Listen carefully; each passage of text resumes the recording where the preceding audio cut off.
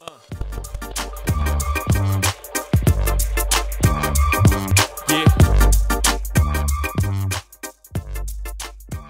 social sector and the private sector operate on two separate playing fields.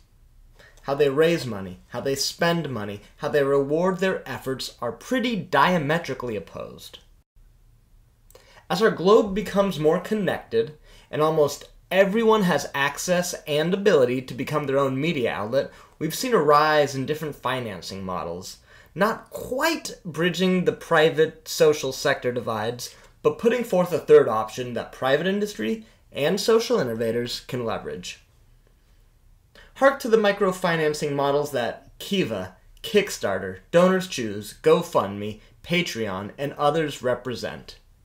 These platforms are showing great results for thousands of people, organizations, and social innovators, but they are piecemeal in their approach. At this point, they do not compete with venture capital, hedge funds, large grants, or other sources of significant capital that help scale programs, projects, and impact. As of today, there are very few models of financial institutions that are helping social innovators scale their efforts. While the social sector and private sector operate on different playing fields, they impact our shared reality. So, how can we bridge this divide to ensure the great work of social innovators has the same opportunities to scale as the next Pepsi, Facebook, or GoPro? Today on Onwrd, I'm joined by Casey Johnson of RSF Social Finance, a social finance firm that is questioning assumptions about how money works and creating new models of how we engage with finance. Their unique approach is forwarding breakthrough ideas at the intersection of social change and finance.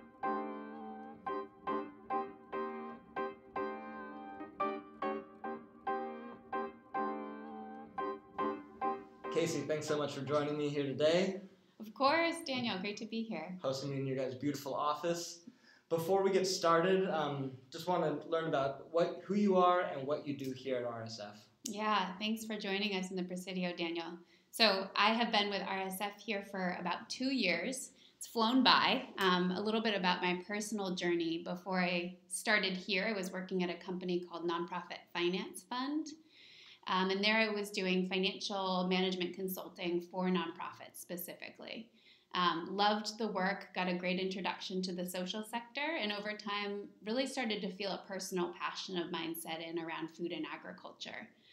So kind of took it upon myself to learn more about the intersection of finance and food. How can I meld that personal and professional passion into one life journey, so to speak. I talked to a lot of folks about, what that means and how they approached the work, and RSF was ultimately the best representation of my values, I think both from the finance side of the world as well as the food side.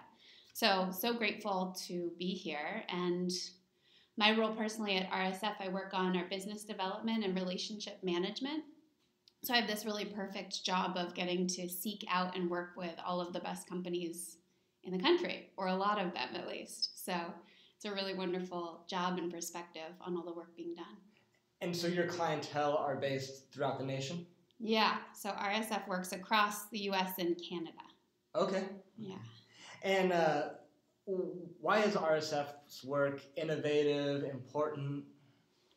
Yeah, so why is it important? To make it simple, we move money towards values. So if you go onto our website, I think one of the first taglines is that we want to revolutionize the way that you work with money, the way that you connect with money. So at RSF, we really see money as this force. It's this connector, connects all people across the globe. It's also this enormous force of getting things done. You can't get things done without money. And so what if we could use this power of connection and of getting stuff done and align it with our values? We really think that will create the kind of world that we want to live in. So that's the work that we do. And I guess to break it down a little bit less of a heart definition and more of a head definition, RSF effectively has two sides of our house. So on one side, we're bringing money in. We're working with investors and donors. We're talking about what their relationship is to their money and how they want to make that a more meaningful connection. So what are their values and how can they move money towards their values? Are these small family offices or just small retail investors? Yeah, good question. So all of the above. So RSF, we really pride ourselves on trying to democratize finance. So one of the important things that we did right away was to break down, this whole accredited investors. Only the accredited get access to impact or get access to financial returns. Yeah. For us, we wanted to make that accessible to everybody. So our primary investment product has a minimum of $1,000 buy-in starting rate. And then we also work with foundations. We work with wealthy individuals, everybody who wants to start to be intentional about how they're using their money and flowing it through the world. So what are some of the products that RSF offers its clients? Yeah, we've evolved a lot actually since the first day that RSF was born back in the 80s. We were one of the first, I would say, impact investors in the field, one of the first people to think about integrating values into your financing decisions. Back then, we only did debt. And that has been true for much of our history, and it's only more recently that RSF has started to really diversify our offerings. Today we talk a lot about, or we call it our integrated capital approach. So this is the idea that it takes multiple forms of financial and non-financial capital to support the holistic needs of an organization. So still today our primary product is debt. We do mostly senior secured debt, which is generally for organizations that have a little bit more of a track record. They have a couple years of operations under their belt. But we've recognized, as the field of impact investing has built behind us, we've recognized that we actually need to reach deeper, to reach some of the organizations that don't have access to that more senior debt product. And so we've worked with those investors and donors on the money inside of the house and asked them, how can we rethink risk a little bit? How can we rethink return a little bit? And get products that are more flexible, more risk tolerant out to these same enterprises. And so what we've come up with are some foundation products, like a shared risk fund is what we call it, which shares the risk between foundations of any losses in the portfolio. We're working in the food system to put those out mostly to food hubs, and also a regenerative economies fund that's working on circular systems in the economy, closed loop systems. And those are kind of our medium bracket. So again, we'll think in levels. We have the senior secured debt. Below that, we have some more flexible products called shared risk funds. And then the most flexible of all of our products, we call them collaboratives, but essentially this is philanthropic money that gives us full range of how we want to deploy the dollars. So we can invest in grants, loan guarantees that unlock those other two buckets of money. If it's a little bit too risky, we can put a loan guarantee on it such that we can unlock money. We can do investments, so equity-like investments, revenue shares, starting to rethink what non-extractive finance looks like. And we have full leeway to do that. And then the other piece of an integrated capital approach is the non-financial aspect. So saying, especially for a newer entrepreneur, not everybody has the connections to people with money. We don't all have access to friends and family capital. Right. And so how can RSF bring our community to bear around an organization's financial needs and then also non-financial needs? So who is the advisor that you need that can help you get over that hump? How can we welcome these entrepreneurs into our community and say, Steve over there has been working with that same problem. Let me connect you to. Or giving a technical assistance grant so that they can work with somebody who really knows the industry to think through their strategic plan or their business model. Yeah. So kind of pairing all of these different forms of capital, financial and non-financial, is that integrated capital approach. And it's, I think, really guiding who RSF wants to be in the future, continuing to model our work around the needs of the entrepreneurs and around the needs of impact instead of modeling our work around the needs of our investors, kind of shifting that paradigm a little bit. And I love that last bucket, because the term relational capital comes to mind, like how much value we get out of being better connected to each other and the right people within our networks. Yeah. Which is invaluable.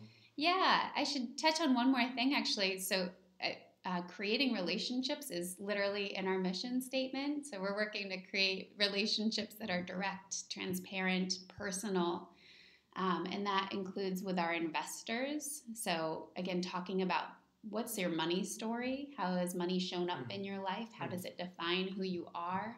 And how can you start to harness that story a little bit for yourself?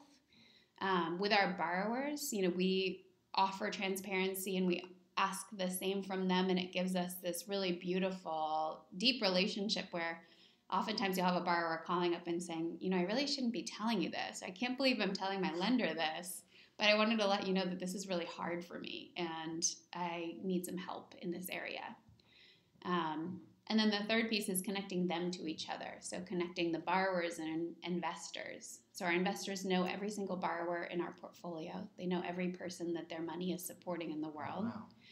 And our borrowers have a chance to meet our investors too. So one example, we have what we call our community pricing meetings. This is how we set the interest rate that goes to our investors, their return on their investment, and also the interest rate that our borrowers pay as the base of their loan payments. Mm-hmm. And then the third piece of that is RSF spread. So it's one number that holds three parties into it. So today's RSF prime, this internally held rate is 5.25. Like I mentioned before, our investors are getting 1% of that. Mm-hmm. RSF spread is 4.25 today. That's what we fund our operations as a nonprofit out of. And then the borrowers pay that base rate of 5.25. So in our community pricing meetings, we're sitting everybody down at a table and saying, what are your needs? Why are you at this table? And how would a shift in the interest rate up or down affect you personally? So really rethinking relationship, like how can relationship come to bear on the way that we make financial decisions, or how can community come to bear on this? And maybe I can, so the other side of the house. Yes. Yeah. So money in, and then on the money outside of the house, that's where my team gets to deploy all those funds that we bring in, the investments and the donations, we put them back out the door and activate them towards companies that are creating long-term social and ecological benefit.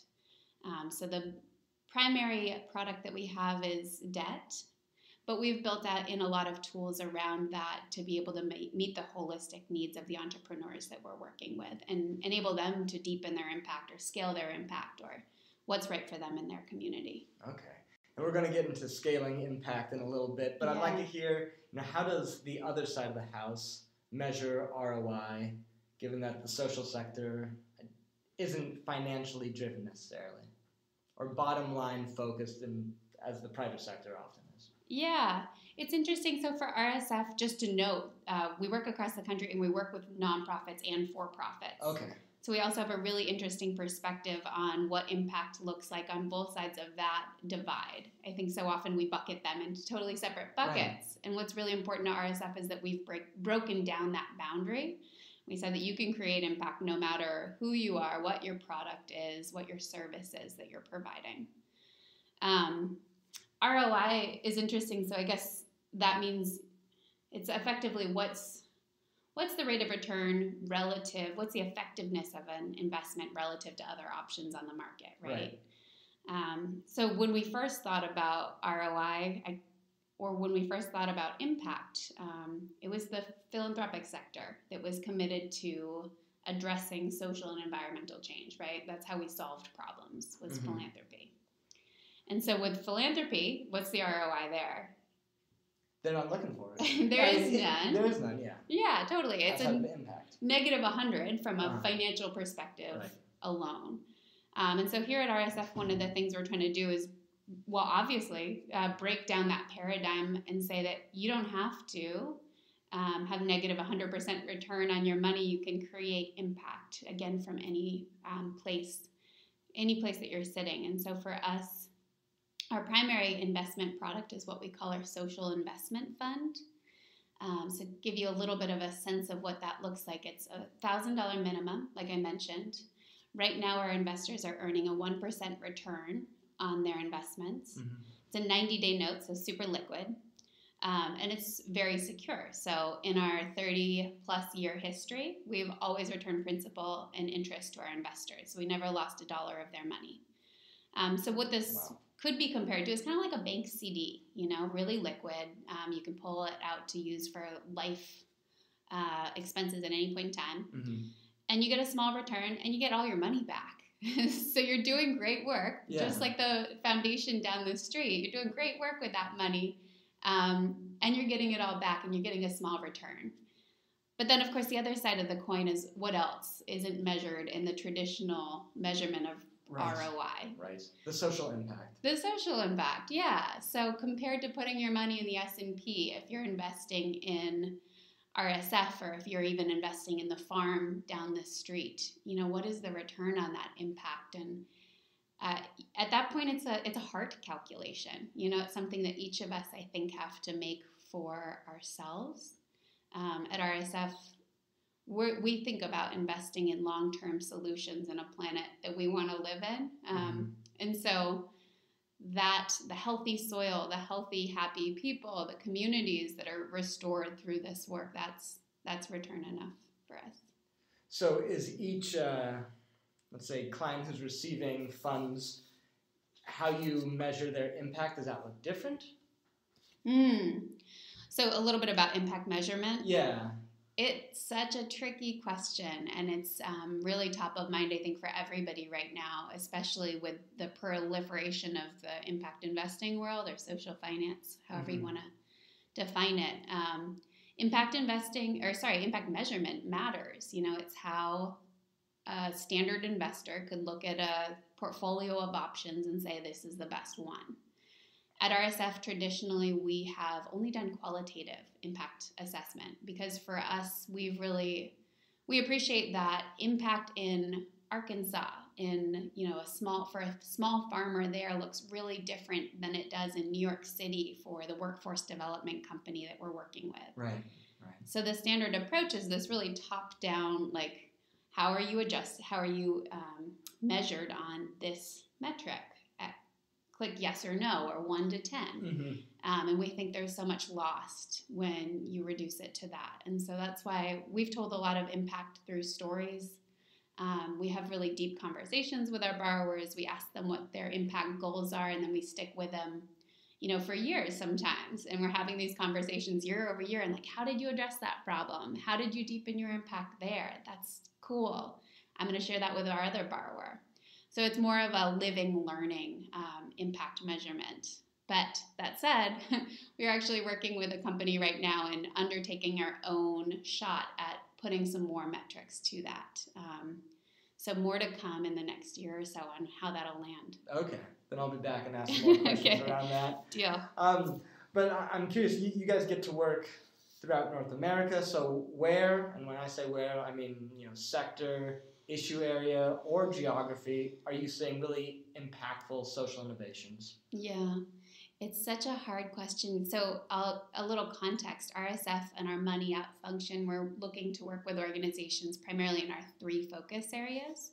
So food and agriculture is the one that I focus on. We have arts and education and ecological stewardship.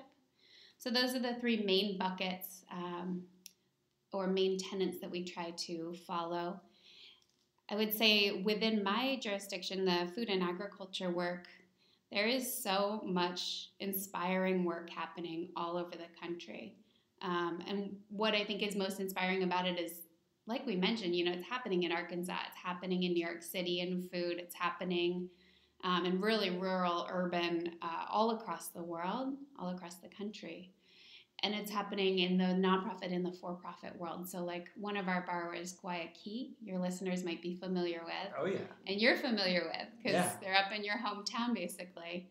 So they are this just tremendous company that from their start recognized that we're losing forests.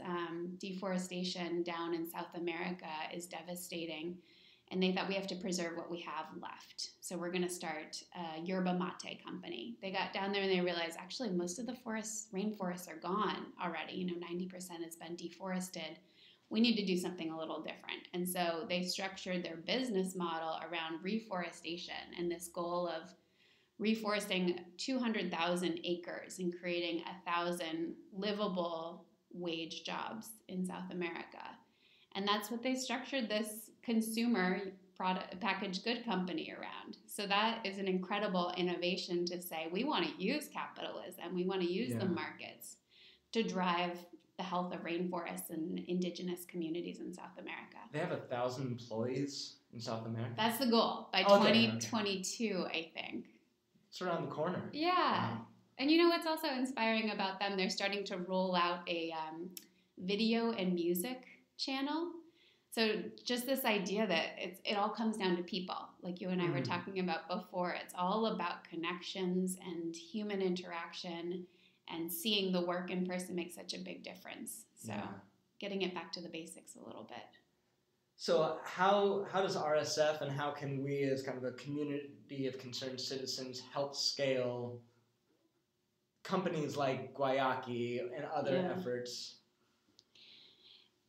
Yeah, so scale is such a hard word. I think from our perspective, we work with some companies. Guayaki is a great example where scale has this really powerful impact effect. And then we work with a lot of others where it's not scale that we need, it's replication. And taking what works in one place, and adapting it, replicating and adapting to the specifics of a region. But one thing that I would say in terms of getting there, I reflect that there is so much happening, so many beneficial activities all across the country, and yet they are not accessible to everyone. And so in order to scale this effort, this massive effort towards better ecological and social stewardship of one another and the earth, I think we need to make sure that everybody has access to the social enterprises, to benefit from them, to start them, etc. So one way that RSF has been working on this, we notice that women are chronically underinvested in I think they get something like 2% of venture capital funds go to women entrepreneurs, just staggering numbers of inequity. And if you consider women of color, it's of course much more dire than that. So one of the solutions that we're working on to scale, but like in a really bottoms up solutions way, is our Women's Capital Collaborative. So this is a pot of money that we have raised from our donors, so philanthropic funds. And the criteria around this pot of money is that it has to go to women-led organizations that are serving women and girls. And women and girls, women specifically, there's so much research to show that they are really central to so many solutions around climate change and community resiliency. You invest in a woman, they invest in their child, they invest in their community, and there's this beautiful ripple effect. And so some of the ways that we're trying to encourage that is by putting riskier capital. It might look like a grant. It might look like an unsecured investment. These are folks who have been chronically uninvested in, so a senior secured debt product or a more risk-averse debt product doesn't fit for them. So we're trying to get really flexible capital in their hands and make sure that they have access to the same ability to do good work that everybody else does. So I know the social sector has traditionally provided modest ROI. So what sort of incentives do you think could be put in place to encourage nonprofits to maybe take more risks in pursuit of innovating to solve the big problems they're tirelessly working on solving?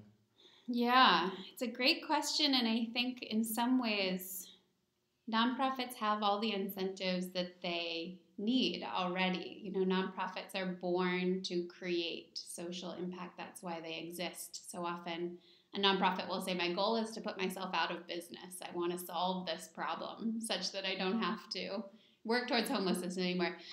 And so I think in many ways their heart is in that flexible, nimble, solution-oriented mindset, and perhaps it's the funding model that needs to shift. So the more time you spend in finance, the more you recognize that money is kind of a metric for power. Yeah. And the more disconnected our world has become, I think, the less willing we've become to cede any of that power to the people around us. So one of the ways that shows up, I think it touches investing. It certainly touches philanthropy too. And we see really restricted funding. So a lot of grants will come down and there'll be a representation of a funder's idea of what change should look like. Yeah. Not always supportive of what that grantee's vision of what change could look like from the ground up. So I think there's a disconnect there. I think philanthropy has this really beautiful role to support risk-taking, get little projects off the ground so that then, the rest of the investment sector can kind of hold them through a growth phase. But those early days, there's nothing that can take the place of risk-tolerant philanthropy. So we're hoping to see more of that in the sector. I had a question and it escaped me. That's okay. So where are you finding some strong models of social innovation that can be replicated? That it works in Alabama and we can go and take it to Alberta. Yeah. So the thing that we're most excited about, and this isn't quite your question, it's okay, but I think it touches on the answer, which is we're excited about ownership models. So what's really exciting now is that the impact space is starting to grow. It's starting to mature a little bit. We have a lot of business owners who we've known for years who are starting to think about succession planning. And all of these things point to a potential transition of values. So the bigger you get, the harder it is to hold on to your values. And the more meaningful it is to think about ownership structure and how those values are really baked into a business. So I guess some examples of things that we're seeing in the field, this benefit corporation movement. Have you heard of B Corps? Yeah. So this is an incredibly powerful tool that helps businesses really bake impact into their business model, into their corporate structure. It puts it on a pedestal right next to profits, so that when the stakeholders have to consider that organization's direction, they have to put mission right next to profits. And that's so powerful. A couple other things we're seeing, cooperative models are very neat. How can your community hold the ownership, the governance, benefit from the success of a given initiative? That's really incredible. It's this incentive as alignment, and it keeps profits in a community and in a venture and in a really beautiful way. And then one other thing that is amazing that we're seeing popping up is this innovative use of the nonprofit model. So in the past, we always used to think about nonprofits as filling a market void. Right. You can't make enough on this service, so you have to incorporate as a nonprofit to have access to philanthropy, to cover the difference between what you can charge and the full cost. But now we're seeing these tech companies, and it's tough in the early days of a tech company, but down the line, you have 98% margins or something. These companies are incorporating as nonprofits so that those profits, that 98% margin down the road, has to be reinvested into the organization, into the communities that they're serving. So I haven't heard this. What's an example of one of these corporations or nonprofits, tech companies that's doing this? Yeah, there's a number that we've worked with recently. One that pops to mind, they're called Watt Time. And so they're thinking about how we can switch our personal energy usage or on a company level to renewable sources. Because go figure, the power companies have not made it easy for us to decide whether or not we want to use renewable energy or traditional power sources or dirty power sources. And so they're suddenly found a technology and ability using just publicly available data and a tech platform to give you that choice. So suddenly, you plug your phone in overnight and you don't need to charge the whole 8 hours you're sleeping, but your phone with this technology activated can choose to only charge when it's clean energy on the system. It only pulls from clean power sources. So overnight, we can have essentially this massive shift towards clean power and an incentive that has not been in play ever before to promote more clean energy production. Right now, we actually waste a lot of the clean energy that we produce. And so they incorporate it as a nonprofit for that exact reason. They're saying we see down the road that there will be an incentives challenge to make sure that this remains aligned with our original intentions. And we think in this corporate structure, we'll be able to keep it true to our mission. And that's watt energy, W-A-T-T. Watt time, yeah. Watt time. Yeah. And they're in the Bay Area, actually. I'm going to try to go and see them for a future episode. You should. I remember the question I was going to ask. So I've been to a few fundraisers in the last few weeks, and one thing I keep hearing from the EDs and the auctioneers and even the donors who are in attendance, all the conversations seem to be around, funding programs. Because in the nonprofit sector, there seems to be an aversion to funding overhead. Yes. And overhead's important. It's who are the people who are going to apply their time, their minds, their hearts to solving these problems. Do you think that's a cultural shift that the donor community needs to undergo? Gosh, I wish that word could just be banned from our vocabulary. I do think that that's one of those words that surfaced from a desire to control the nonprofit sector. It certainly didn't bubble up. There's no definition of what is overhead and what isn't overhead. So you have different nonprofits. I mean, sometimes playing the game a little bit, saying I can kind of put this over in this bucket, or maybe another nonprofit is trying to stay true. I don't know, true to what, but right. Yeah, so there's no clear definition, and yet we hold it as this measure of efficiency.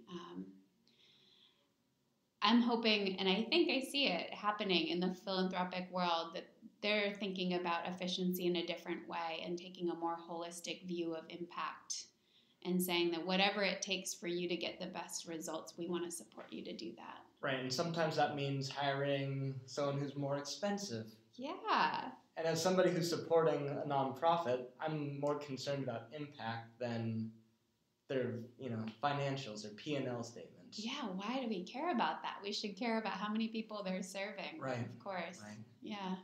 So jumping back to your food expertise, what do you think that people need to understand about the food system, and why is it so important that we change it? Yeah, I love food. It's fun to eat. I'm sure and you cook. can cook. Yes, I'm a huge cook too. I think one of the things that first drew me to food was its power to unite us. So it unites us with one another and this really basic need, with our culture, with other cultures, brings us into community, and it connects us to the earth in a way that honestly nothing else does on a day-to-day basis, at least. And yet I think the more you look at how our current food system has evolved, there's a lot to compare it to our current financial system. So when I think about our financial system here today, and this is everything that RSF is trying to break down, our financial system is opaque, it's transactional, it's designed to maximize profit over people and planet. Mm-hmm. And I think the food system in many ways is the same. So it's really hard to know now where that carrot you got is from. It's certainly not from the farm down the street. It's more likely to be from Argentina or Mexico. It's transactional. We're spending money based on a commodities market and not what does it take for that farmer to earn a living wage. Yeah. So we're really trying to rebuild relationships, both in the financial sector and in the food and agriculture sector.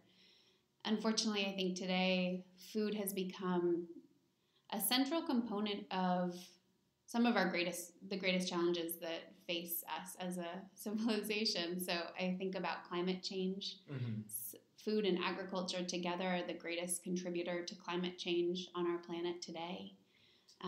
And social injustice, too. When you think about how this country was founded originally on stolen land from indigenous tribes and from the labor of slave labor, those systems haven't really changed. We still have some really terrible practices of building our food system off the backs of marginalized communities through forced labor, through really dangerous chemicals in the system, and taking land, not allowing equal access to ownership of land, and then creating these really crappy food that we feed people that makes us all sick. And so access to the good food that you and I probably get a chance to enjoy because we're in the Bay Area is not accessible to most people. So I really see food as this powerful intersection between climate change and food justice or social justice. And if we can fix the system and realign it a little bit more around people, around health and soil health and community health, it has this powerful opportunity to change. There's so much. I don't know if you've seen the book Drawdown. No. It's by Paul Hawken. It's worth checking out. They have, I think, the 100 top solutions for how to reverse climate change, how to actually pull carbon down out of the air. So we've released all this carbon. Agriculture is one of the reasons, but we've released all this carbon into the air. And what are the ways that we already know that we can pull carbon back out of the air? And agriculture is also the number one solution. So we're the biggest problem, and we're the top solution. So healthy soil, when you invest in your soil by not putting chemicals in it, by not tilling it every year, by putting diverse crops and rotating your crops and using livestock as an invigorator, a soil invigorator, as opposed to the way that we currently produce livestock. All of these things actually bring carbon back down into the soil. It makes for more nutritious food. It makes for more productive soil, and it gives us a better atmosphere. And then once we start investing in our health in that way, in the health of the soil, that can trickle back up to the communities that are eating the food. So I really see it as this beautiful intersection of human and environmental health that we're all really craving right now. Yeah, I'm touched by your passion around this. I love food. Yeah. Well, so what's like one daily practice that you think anyone could incorporate into their daily routine to move us towards more this vision that you just talked about? A daily practice. It sounds a little jargony, but I guess the thing that comes to mind is it's never too early or too late to live your values. So I think taking some intentional space, not necessarily on a daily basis, but every now and then to think about what you value in the world, and then hold that next to how you're making decisions. So when you go to the grocery store, what food are you buying? When you go shopping for clothes, how are you thinking about purchasing your clothes? When you go, interacting with your community, there are so many touch points in our lives that I think we overlook. They've just really been become a little bit rote in our routines. And so the more that we can be intentional about the decisions that we're making and allow ourselves to live those values out in the little ways day to day, I think those really add up. Thank you for that.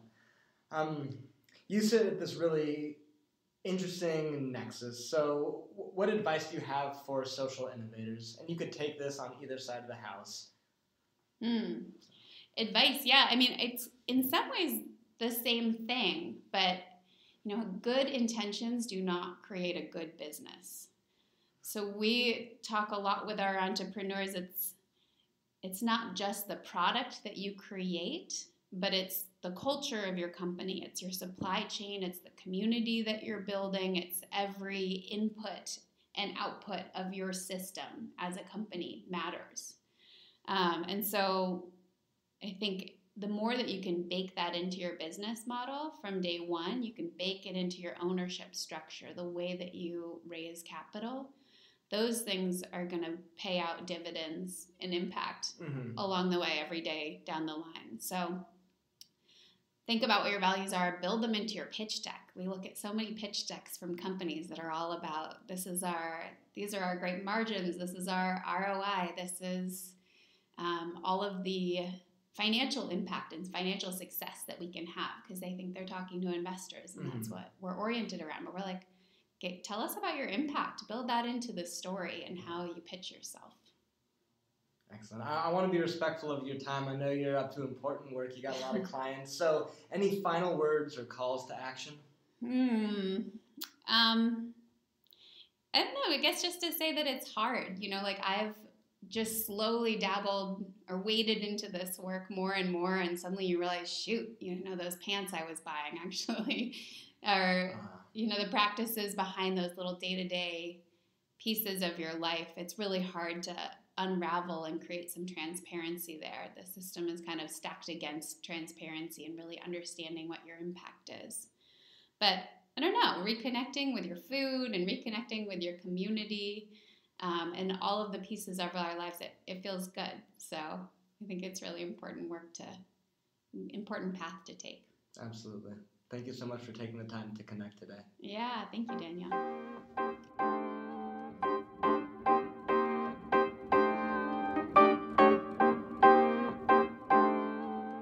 Very few of us have the ability to contribute enough to efforts that we deeply care about in a way that would radically change their impact.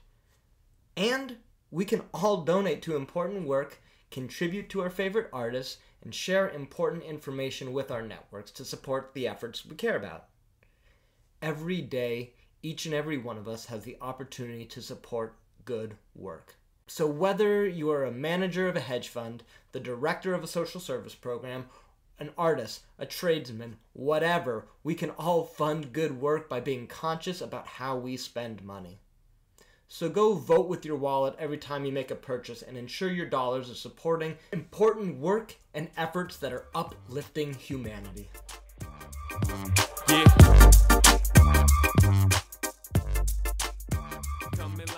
To learn more about social innovations and impact investing, I encourage you read Real Impact, The New Economics of Social Change by Morgan Simon. Investing with Impact, Why Finance is a Force for Good by Jeremy Balkin. And The B Corp Handbook, How to Use Business as a Force for Good by Ryan Honeyman. Once again, I'd like to give a shout out to Jay Lately and extend a big dose of gratitude his way. Jay Lately is the music that is behind Onwrd. Jay Lately is a hip-hop artist making great independent music. Check him out, soundcloud.com/justlately. Thank you once again for tuning in. Make sure to subscribe to Onwrd via iTunes, SoundCloud, Anchor FM. I'd be extremely grateful if you could share this with your audience. A little tweet goes a long way nowadays. Until next time, onward and upward.